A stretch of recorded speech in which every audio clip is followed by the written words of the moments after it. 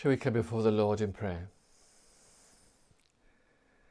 Our Father, which art in heaven, hallowed be thy name.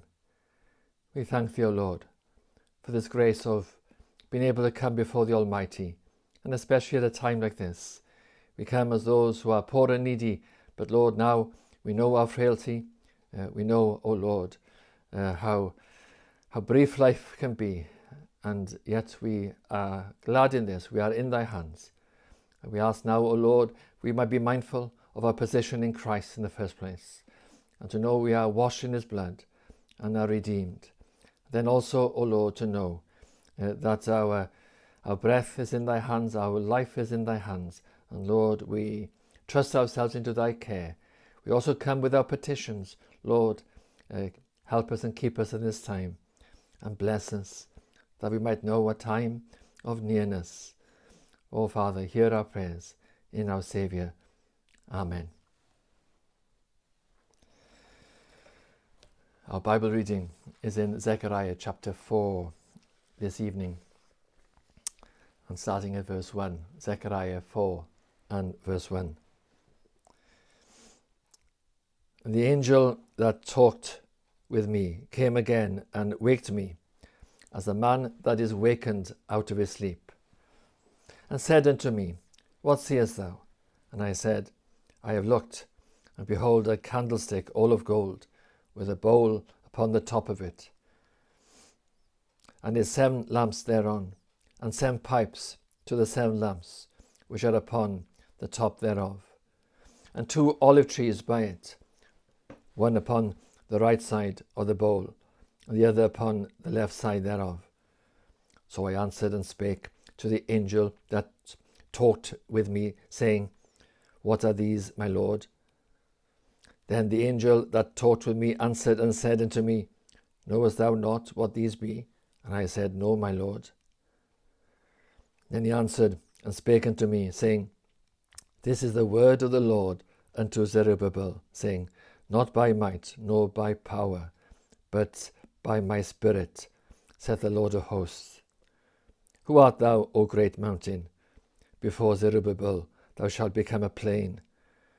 He shall bring forth the headstone thereof with shoutings, crying, Grace, grace unto it. Moreover, the word of the Lord came unto me, saying, The hands of Zerubbabel have laid the foundation of this house. His hands shall also finish it. And thou shalt know that the Lord of hosts hath sent me unto you. For who hath despised the day of small things? For they shall rejoice, and shall see the plummet in the hand of Zerubbabel with those 7. They are the eyes of the Lord, which run to and fro through the whole earth.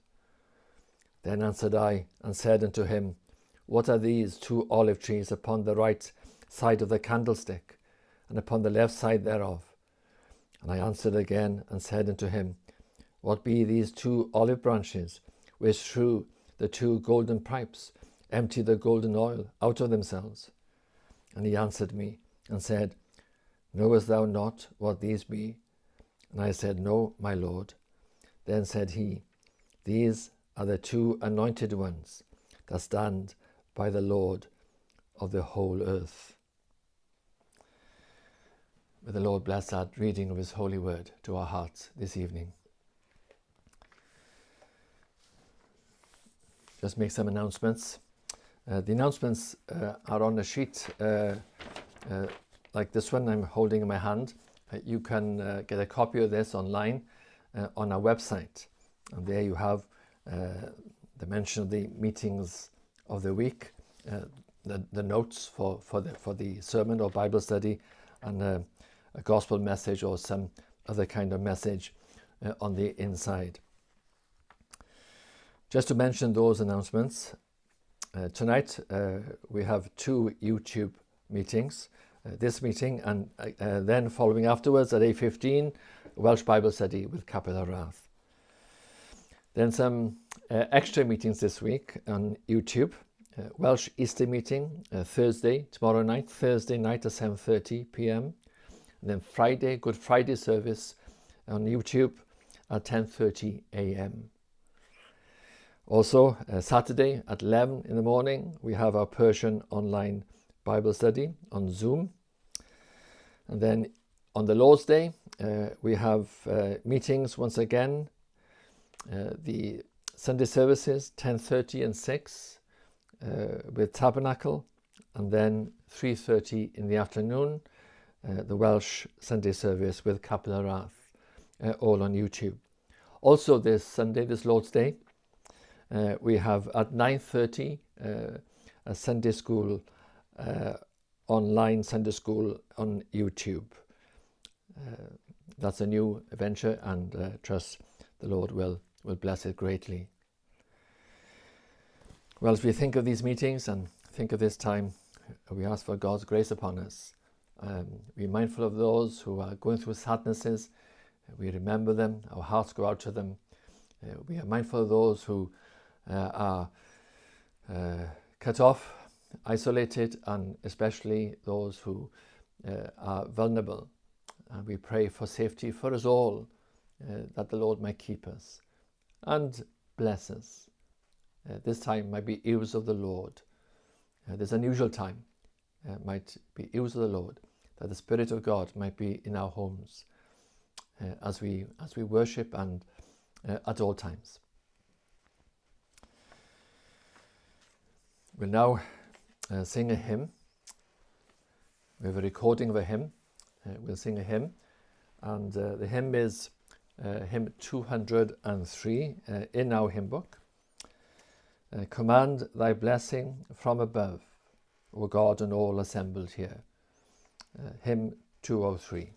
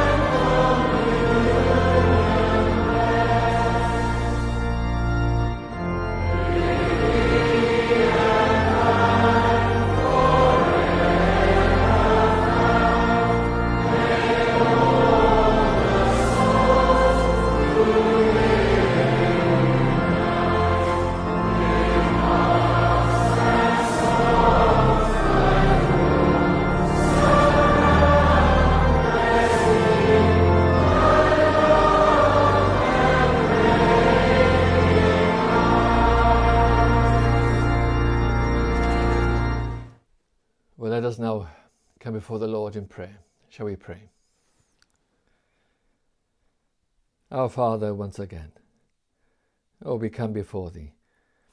Come before Thee those who are poor and needy. O Lord, we cry from our hearts to Thee that Thou would remember us at this time. Life is always brief and uncertain, but this time, O Lord, seems to be a testing time for not only our nation, but the whole world.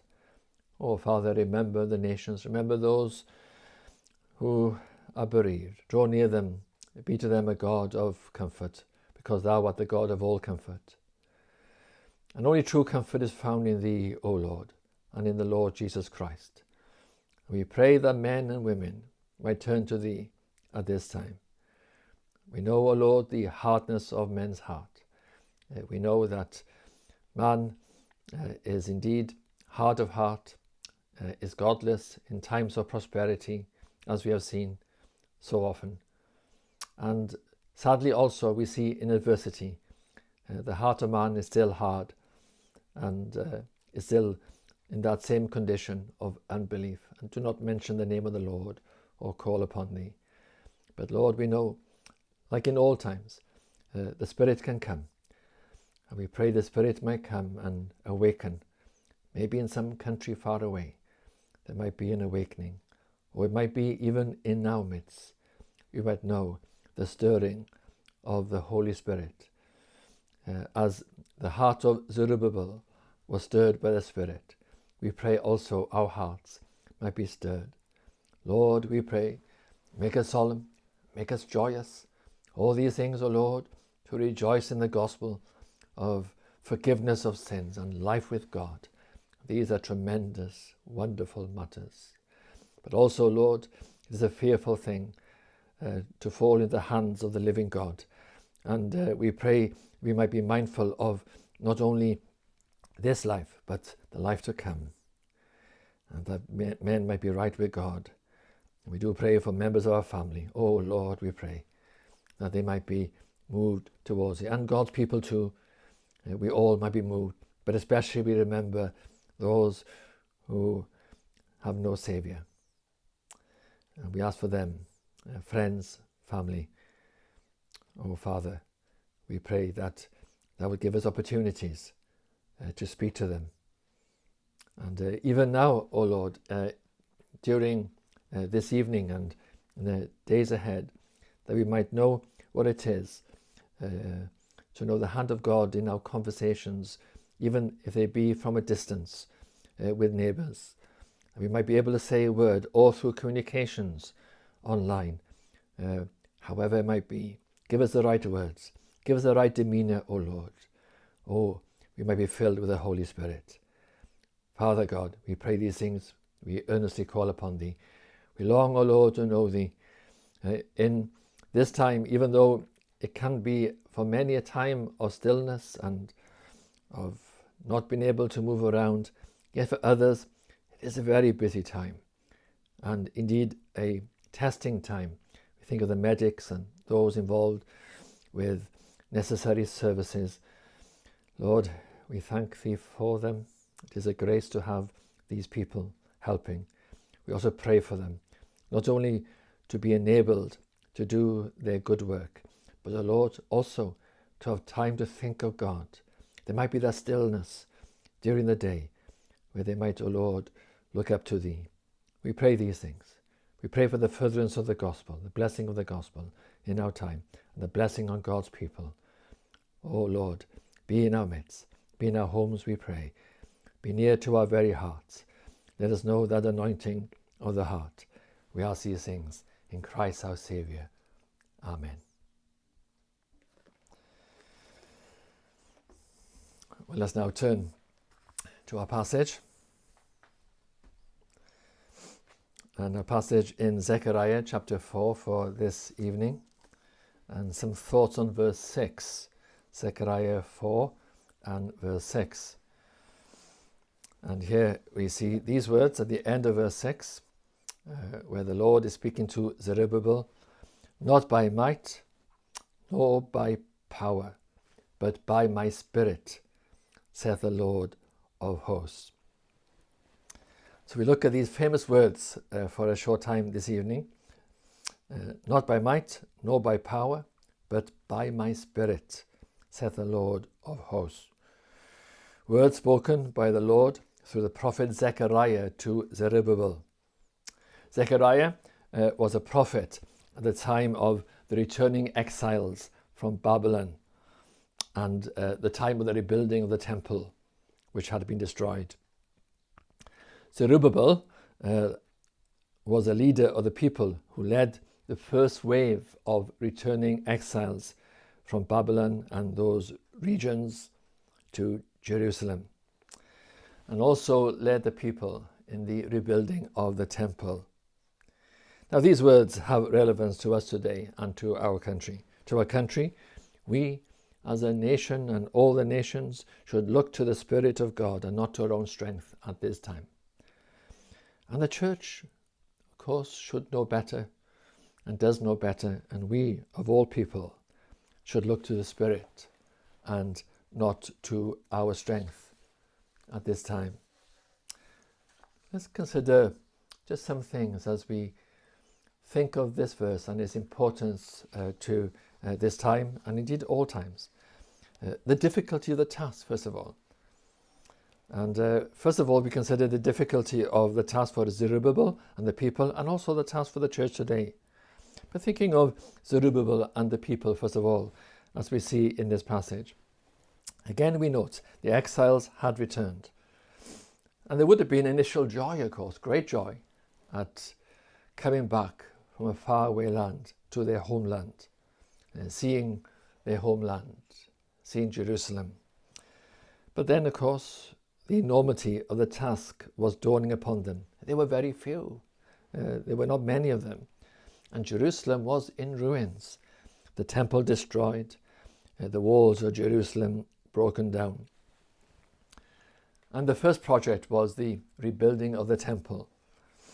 And they managed to lay the foundations, but because of opposition, there was a pause about 15 years or so before the rebuilding started again. And that's this juncture here of this prophecy of Zechariah in the context of these words. This was a task facing Zerubbabel, now to continue and finish the building of the temple. As we think of those words and those matters facing Zerubbabel, our task is to build the church, or even rebuild the church, you could say. The church today is in a state of ruin.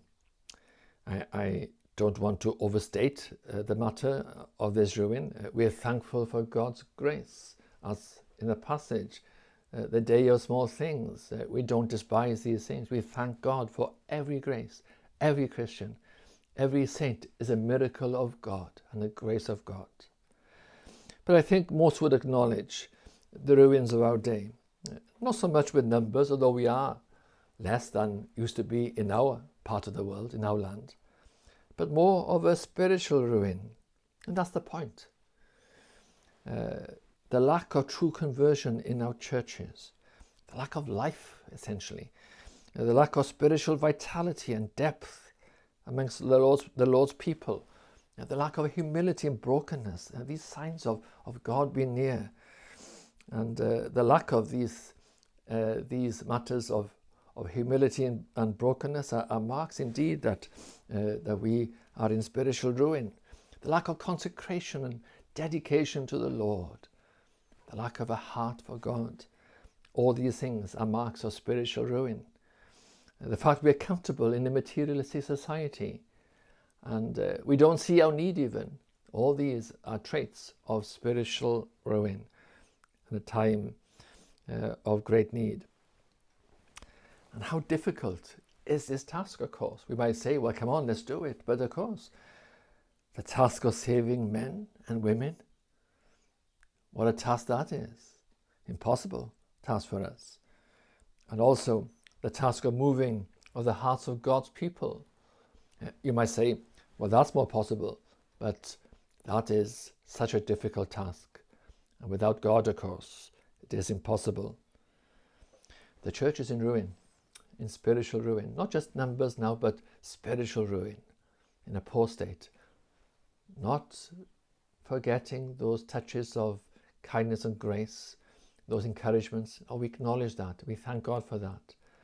And at the same time, though, we recognize we are not what we could be, and certainly not what our fathers were, those blessed days of revival. And of course, if the church is in ruin, then so is the nation too. Not only is the task difficult, but also the strength of the opposition is a factor as well. And we see in these books, not just Zechariah before us, but the books of Ezra and Nehemiah, a history of opposition, both with the rebuilding of the temple and the walls of Jerusalem, the rebuilding of the walls of Jerusalem. And in Zechariah here, and also the book of Haggai, which goes side by side with this book, Zechariah, the calls for Zerubbabel to be strong are a reference not only to the difficulty of the task, but also to the strength of opposition they face as well, and the discouragement. And what you find is this: opposition will come from men, and opposition also will come from a more sinister department, and that would be the powers of darkness and the devil. Here, in this particular context, the rebuilding of the temple, and later also with the walls of Jerusalem, we see the opposition of the Samaritans and the other peoples and nations around them. And if you read the accounts of Ezra and Nehemiah, you will see the nature of the opposition. It was devious. It was determined. It went from decade to decade.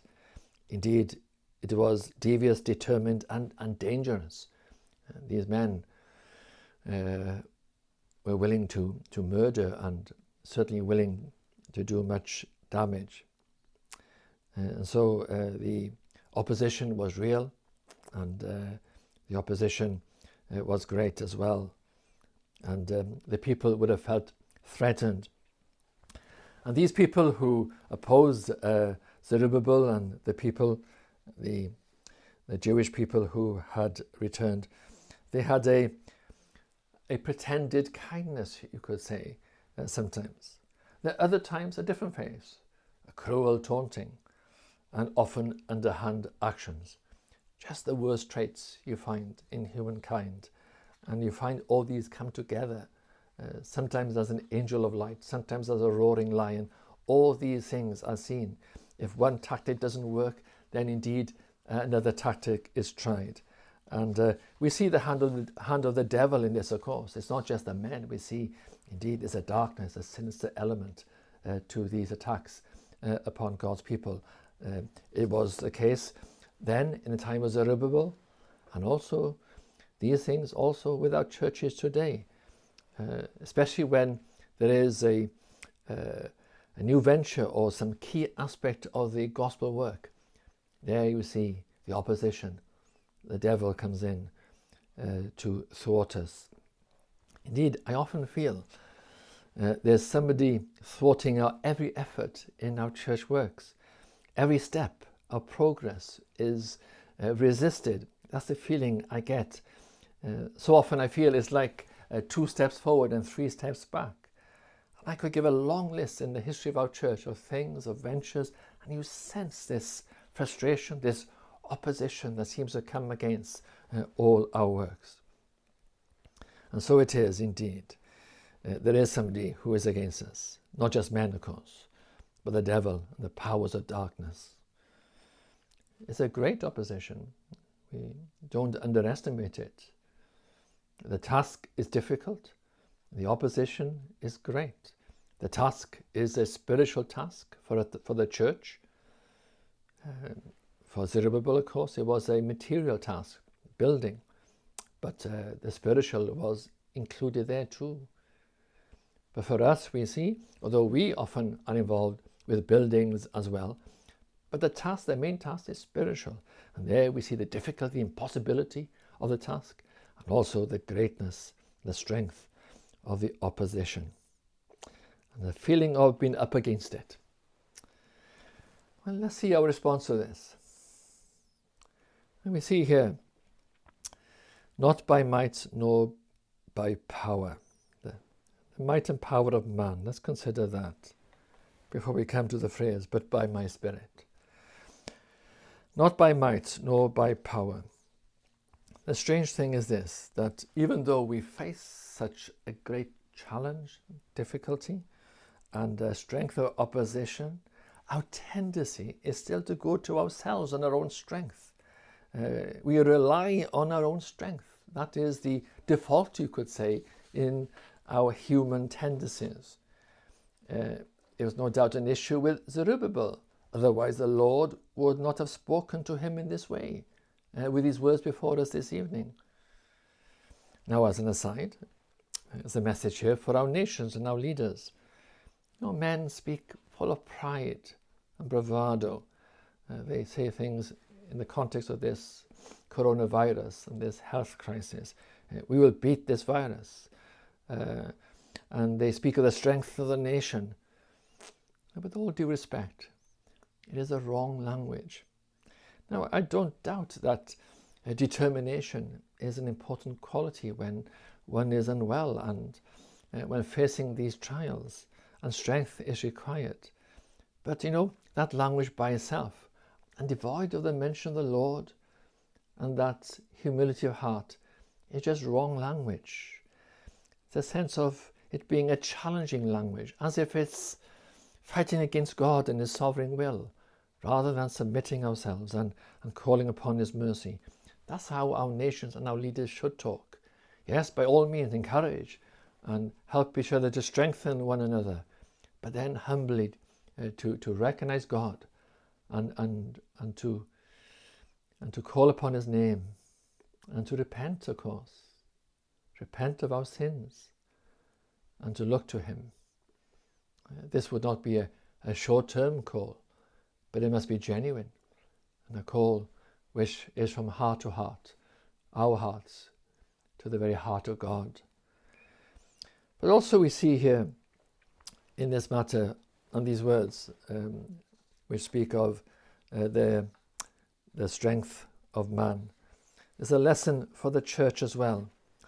The church, more often than not, rely upon its own strength and the strength of man. Sometimes we think and rely on our abilities, and that gives us confidence. Even if we are not proud, it's so subtle. We end up relying on ourselves. As I said, it's like a default thing. We're not naturally godly people just by the way of things. No, sadly, that our flesh and now humanity comes in. But thankfully, for the Lord's people, we've been born again and we have access to this great strength in a different way. But, so often we don't, as a thing. And some pastors might rely on their eloquence, or others on their popularity, others on their natural charisma, others on their intelligence, an ability to communicate simply and clearly and in an interesting way, others on their organization, and others on their activity. And we can almost enjoy ourselves and enjoy our abilities and trust in them. Not just pastors, but people too. But the strange thing is this also. Even if we feel weak and we have no ability, we still have a tendency to look to the arm of the flesh, one way or the other. Whether we are confident or not confident, we often end up looking to ourselves and our own strength. But the point is this, not just in our passage here, but also in the words of Christ. Without Christ, we can do nothing. John 15, verse 5. For without me, ye can do nothing. I am the vine, ye are the branches. He that abideth in me, and I in him, the same bringeth forth much fruit. For without me, ye can do nothing. Nothing, nothing. Absolutely nothing. And so we begin to see the picture, aren't we? That this is a different realm. Even when we think we are accomplishing things and we have a name in our generation of being successful,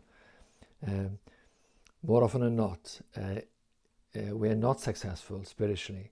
It's but wood, hay and stubble. We can't do a work in the flesh. It might appear so to some, but it's not a true work of God. No, a true work of God can only be done through this means mentioned in this verse, which is the realm of the Holy Spirit. Not by might, nor by power, but by my Spirit, saith the Lord. Now Zerubbabel and the people needed the Spirit to embolden them, to humble them and to protect them. They needed great providences too, to help them in their work. And as I said, they needed material, practical help from God, strength of body, ability to build, and providences to keep them from the enemy. But it was spiritual too. And these men were energized by the Spirit of God in their very souls as well. And so it is with the church. We need the Spirit of the Lord. This is a realm which is remarkable. The realm of the Holy Spirit. It's a different place, my friend. Very different place. It's a realm which can use weakness, for one thing, and often uses weakness. Take, for example, something in my memory. Back in the 70s, in the time of my father's ministry in the Heath Church. Now, certainly my father had abilities, but it was not his abilities that accounted for the blessing in the 70s. Indeed, he was very unwell at that time, and not just unwell, but significantly and seriously unwell. And the likelihood was he would not live for long. And you could plot on the graph, you could say, the period of my father's illness as he went down. The blessing went up. It's remarkable. In this very period, this decade of my father's ill health, that's when the blessing was at its height and its best. Yes, it's true. The numbers increased. I can remember sitting there as a young man and seeing the congregation grow around me. And there, begin at the back of the gallery, then come down the sides of the gallery, and then eventually come behind the pulpit till the church was full. Yes, indeed, there were numbers, but that wasn't the heart of the blessing. For those who were there, it's not the numbers which stand out. No, it was the Spirit of the Lord. God was there, my friend. And there were times he'd be there from the beginning of the service to the end. There were times he would come in the middle of the service. There were times at the very end of the service. Indeed, almost invariably, the Spirit was there with a strength and with a blessedness and a beauty and a grace. I can remember just almost waiting for God to come. You were there in the meeting, and if he did not come, then you were surprised. But it would be invariably at some point in that meeting, the Spirit would come. Your heart would be moved. There would be a stillness. The stillness was God. God was near. And so indeed, in that time of weakness, remarkably, the blessing came. Sometimes it is the way of the Lord. He needs to humble us and to show it's not our strength, for him to have the glory. So often it is this way. But also, I would add this as well, the Lord is able to use our abilities. Because what are our abilities really? You know, on the scale of abilities, you know, and who God is, they're just the difference between here and there. What are our abilities really? It's God who makes a gospel work, and he can take our weakness or can take our abilities and make them useful. He can humble us in our abilities and sanctify our abilities. You see these in the great men. You will sense it. They had ability, but they were not proud men. They knew where the success belonged. It belonged with God. and the Spirit, this realm of the Spirit. As our verse says here, not by might nor by power. Mark you those words. These are telling words, words which are true, always true. Not by might nor by my power, but by my Spirit, saith the Lord of hosts. And so this power of the Spirit is another realm. It can reach the depths of the human heart. It can cross continents. It can do a gospel work in the heart. That impregnable wall, you could say. We mentioned the walls of Jerusalem. But what about the walls of Jericho? And our hearts can be like the walls of Jericho. And great walls resisting God, against God. Yet the Lord can give the command, and down come those walls. And Christ can come in. And he comes in and blesses the heart. The flag of the devil comes down, you could say. The flag of Christ goes up. And it is the great realm of the Holy Spirit. The Spirit does all this great work. He also does a sanctifying work in the heart and the heart of the Christian. He can transform the Christian heart. And these are great works. You know, you can't even move our own hearts. And every pastor knows not only can he not save a soul, but he cannot move the heart of the Christian. But the Lord, the Spirit, can do all these things. And the Spirit can do a work which is forever. He can put a stamp on our hearts. He can seal our hearts. It can be a deep stamp upon our hearts. And the work which he does in our hearts is an eternal work. He saves us and he brings us to God. And this is the realm of the Spirit. This is what we are involved with, my dear friends. This verse speaks of the essence of our work. It's not by might or power, but by my Spirit. And of course, you know, to understand this is a journey even, you could say. Because we say, yes, I understand. But the very fact you say, yes, I understand, shows you don't understand. No, to understand this verse is a different place to begin with. But what is more, to know this verse is another place. And this knowing of this verse is a realm of the Spirit. It's a place of power and also a place of tenderness, a place of God. Well, may we know these things. This is a verse for all times, but it's a verse for this time. And we think of this moment in time, and we think, well, it's ripe for the gospel, you could say. Men are anxious for their lives. It's a great crisis of the whole world. Will men's hearts be moved? Do we assume that if we go to them, they will come to Christ? Well, sadly, you'll find yourself disappointed. You'll find that this godless generation in times of prosperity is still godless in times of adversity. No, the answer is always the same. It's the realm of the Spirit. Now, when I know that the Lord could use this time, I understand that. But that is still the Lord. And the Lord in his providences and in his ways is the Spirit we need at all times and this time. Well, may we know these things. May our hearts become experienced in this realm of the Spirit. Our blessed heart, which knows these things. Oh, fearful heart, and a holy place too, that knows these things. And all these things are to his glory. If we know these things, we shall be humbled. We shall know he is the Lord, and we shall give him the glory and all the glory. Shall we turn to our God in prayer?